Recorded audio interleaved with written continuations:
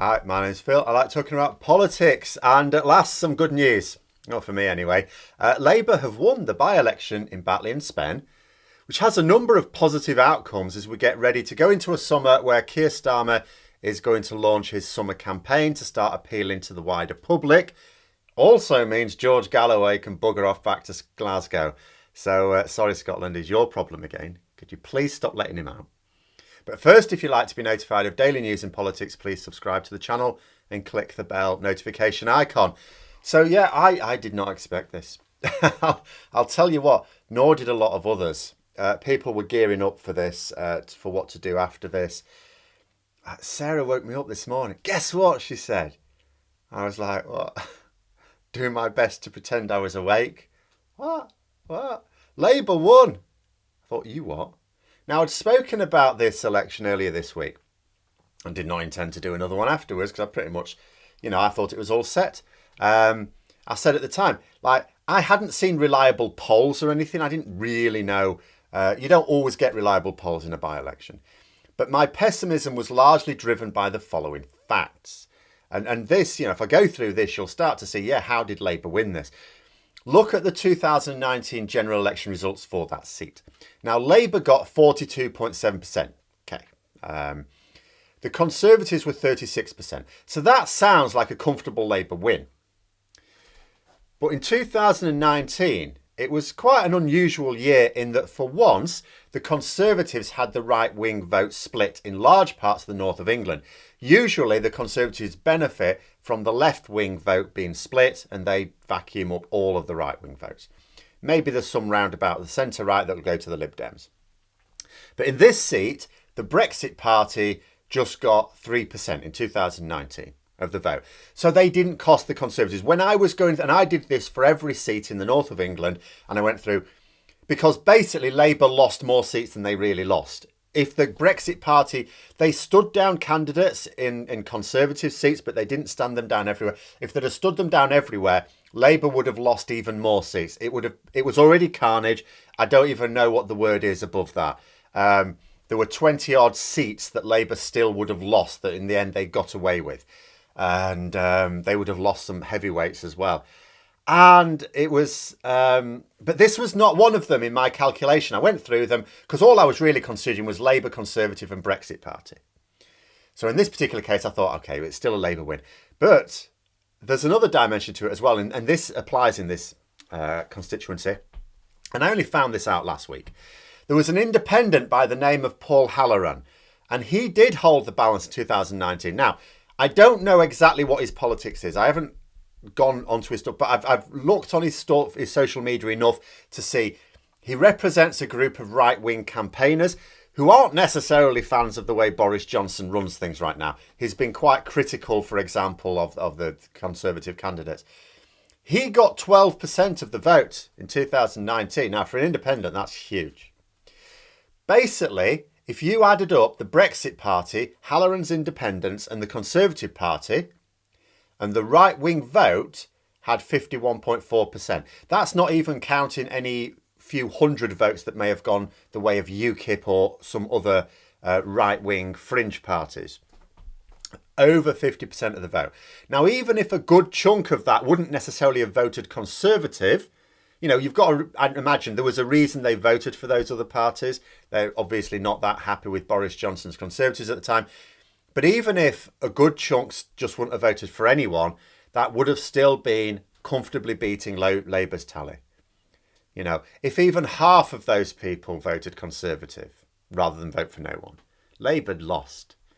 In other words, this is a marginal constituency, and it has been a marginal constituency for a while, where the majority voted right-wing in 2019. So Labour only won in 2019, unusually, because it benefited from the right-wing vote being split. So it was already the Conservative seat, really. Add on to that George Galloway and his poisonous band of grumpy acolytes. In yesterday's by-election, he won 22% of the vote. That's distressing. He had a huge impact. Very depressing. And although some on the right may have voted for him, after all, he's a racist, he'll appeal to some. For some reason, he mostly attracts votes on the left. I'm not sure how someone who is so overtly racist does that. But I've said before, I don't understand how racists and xenophobes are ever attracted to the Labour Party. What is it about the Labour Party that appeals to them? For goodness sake. But the point is that Labour should have lost this election hands down. To summarise, and I'm not even going to take into account the vaccine boost, like these elections coming at the time, like if they'd been last year, it wouldn't have been such a big deal. The vaccine boost is very real, and the Conservatives are still enjoying it. But without even considering that, I think there are 3 reasons why Labour should not have been able to win this. The first is, of course, right-wing candidates won over 50% of the vote in 2019. And the ones who took the most votes away from the Conservatives did not mount a campaign this week. Because you might say, well, was there the same split this week? No. Those same people didn't mount a campaign this week. So on that alone, Labour were losing it. Just without anything else, without any other factor, Labour were losing this seat. But then, secondly, the injection of George Galloway. He was appealing to some of the most self-destructive urges that people had. Large Muslim population, he was clearly trying to appeal to them. He urged Muslims to vote against the party that tried to stop the government selling arms to governments who use them against innocent Muslim populations, and instead vote for someone who is on record as denying that the Uyghur Muslims are even being oppressed, in order that a Tory MP wins who would vote with the government on not only supplying arms to those who would use them against innocent populations, but who would also get into bed with Modi. I cannot wrap my head around the path that allows a thought process like that to triumph in someone's head. And I immerse myself in Brexit every day. Galloway also appealed to another section. His main campaign promise was to get rid of Keir Starmer. If Labour lose this, Keir Starmer is gone, he promised. Now, interesting fact here. I've said that I've not been impressed with his 2021 so far, but 2020 was good. And he's still the best chance of getting rid of the Conservatives. Well, the Conservatives know that too. See, the Tory-supporting media were full of stories about how Starmer was going to be brought down. It's what you were reading in the Telegraph and the Mail and the Times even, I think I saw. You know, if Labour lose this, Starmer's going down, he's gone. They want him gone. For no other reason than that, and I have got other reasons, I would want Starmer in place for the next general election on that alone. Why would we not want to be led by the man that the Conservatives fear? When the Conservatives want to get rid of your leader, I'd be thinking, I think we want to keep them. It's like I say this, there's a saying in sport, but it should apply to politics as well. Always do the opposite of what your opponent wants you to do. But yeah, Galloway's arrival and campaign of hate should also have finished Labour off. You know, he was going to have a big impact. He did have a big impact. The combination of the first two is what had me going to bed last night without even an optimistic hope that there would be good news this morning. Didn't even think about it. So when Sarah was going, guess what? I never even thought, oh, did Labour win? Oh, great. Didn't even think about it. Then the third reason, this is a smaller reason, but, you know, yet again, Boris Johnson went there promising shiny things, but only if people voted Tory. In other words, saying, well, there's government money, you know, and you need some government money around here for investment, you know, levelling up the north. It's our campaign promise. And yeah, we've got the money to do that. I mean, they haven't, but they're going to. But it'll only be forthcoming if you vote the right way. You know, you've got to vote for a Tory MP. Now, this is surely illegal, but it's certainly corrupt. But it's the sort of thing that can work. And it doesn't matter that it's illegal. No one seems to be taking them to task over it. Pork barrel politics, it's called. 3 things that meant it really didn't look good for Labour. In fact, you know, it should have been 3 nails in their coffin. Not Starmer's. I've already said he would still have been leader after losing this. Labour MPs will back him. There might have been just enough MPs needed to trigger a confidence vote. Just enough. But nowhere near enough to topple him. Not necessarily because the parliamentary party has full confidence in him. Let's be honest. I would worry if Labour MPs had full confidence in him after the way things have gone this year so far. You know, he had the Conservatives at the end of last year and he let it go. Yes, it's perfectly true to say vaccine boost and all the rest of it, but he took his foot off their throat. Add on to that the fact that winning in 2024 is almost impossible via normal means. He would need a swing greater than has ever been achieved to get a working majority. We quite literally have to basically break some sort of record to get a working majority. It's not happening. But there is still hope if the campaign for a progressive alliance powers up in time. But the main reason he'll retain the party's support is fear of the risk of getting a complete idiot being voted in if Starmer is replaced. It's a little bit like the reasons why MPs didn't get rid of Boris Johnson when he was failing badly last year. It was like, well, we could end up with someone worse. But that doesn't matter. Labour won. It's distressing that there are those in the Labour movement who will be disappointed. That's what my thoughts turned to. I thought to myself, this is really good news. And I thought, there'll be people in Labour who are disappointed with this. Disappointed that Labour actually won. I think they should reflect on that. They won't, of course. But at least they might sit down and shut up for a while. No, they won't do that either, will they? Never mind. And you could take the wider view, overall, that the round of by-elections has not been a triumph. There's been 3 by-elections. It still represents a net loss to Labour. Labour have lost overall. They never should have been allowed either. Those by-elections, Hartlepool and Batley and Spen, should never have been allowed to take place.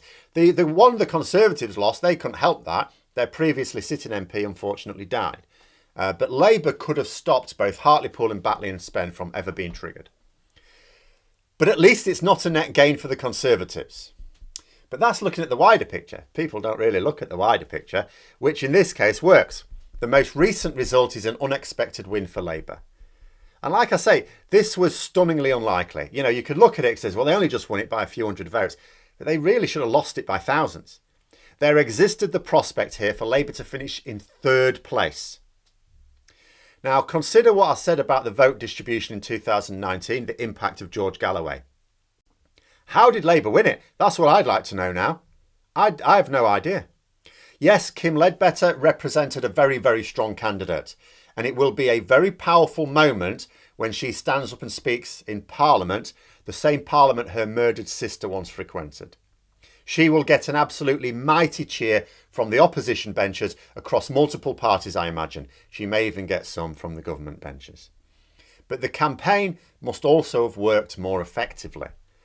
You know, there have been some changes in personnel recently. Some of them would have come too late for this one because they've only just been made. But does that represent a sign that things might be falling into place? Because I cannot help but just look at the way things were set and think, I do not know how Labour won this. They must have got aspects of their campaign right. They were really up against it. Or am I clutching at straws there? Don't know. But we do have a test of the new campaign team. There's no more elections on the horizon, but it's all about public opinion now. See, there's a big summer campaign planned, and then we'll be going into the conference season after that, which is a big challenge, and it will be a good test for them. Can Starmer make the impact that he did in 2020? More importantly, can the rest of his front bench as well? Because they also need to get out and about. But there we are. I mean, it might seem like a small thing to people outside Labour, especially if it wouldn't have actually triggered that leadership contest. You might think, well, it was 1 seat, and if it wouldn't have actually had any material impact anyway, does this really matter?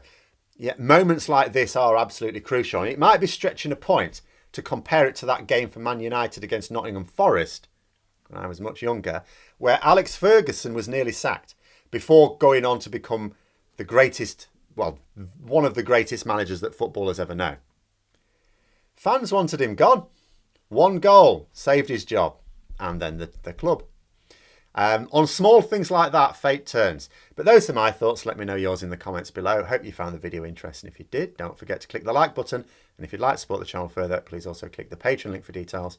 And until next time, I'll see you later.